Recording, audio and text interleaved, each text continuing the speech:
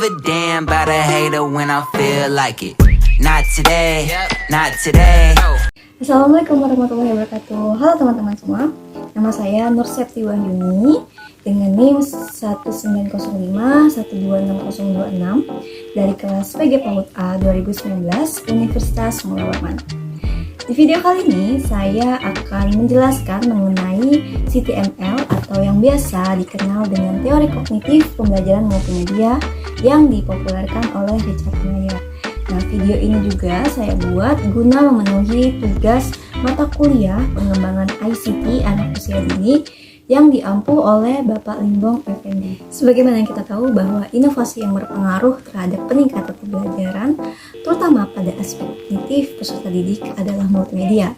Pembelajaran multimedia adalah pembelajaran teori kognitif yang telah dipopulerkan oleh Richard Meyer. Nah, penggunaan multimedia dalam proses pembelajaran bertujuan untuk meningkatkan pemahaman konsep siswa, meningkatkan motivasi belajar siswa, dan juga menciptakan proses pembelajaran yang lebih bermakna. Nah, di sini Richard Meyer itu telah mengemukakan bahwa ada 12 prinsip dari teori kognitif pembelajaran multimedia ini. Yang pertama ada prinsip koherensi. Semua pesan yang tidak diperlukan dalam penyampaian harus dihapuskan karena itu akan mengganggu. Jadi semua materi yang berkaitan dengan pembelajaran itu harus dihapuskan karena manusia belajar paling baik ketika materi asing yang mengganggu itu tidak diikut sertakan. Lalu yang kedua ada pensinyalan. Nah, pemberian tekanan pada kata-kata tertentu seperti pemberian warna, anak panah atau garis ataupun ditebalkan karena manusia belajar paling baik ketika mereka itu ditunjukkan dengan tepat apa yang harus diperhatikan di layar. Lalu ada teori redundansi.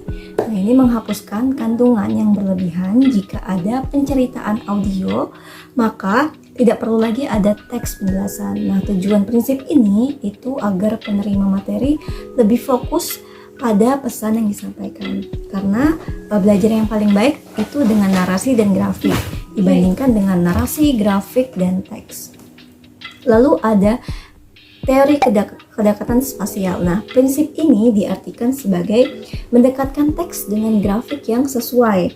Artinya, subjek atau gambar itu tidak boleh memiliki jarak yang terlalu jauh atau terpisah karena manusia belajar paling baik ketika teks dan visual itu relevan secara fisik itu berdekatan. Lalu ada kedekatan temporal. Nah, prinsip ini harus menyesuaikan audio dengan materi yang disampaikan karena manusia itu paling baik ketika kata-kata dan visual yang sesuai disajikan bersama-sama, bukan dalam urutan yang berurutan.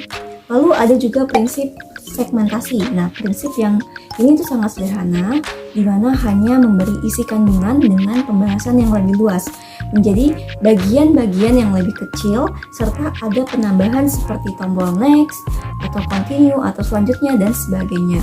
Karena manusia belajar paling baik itu ketika informasi yang disajikan itu dalam segmen-segmen, daripada satu aliran yang kontinu, yang panjang.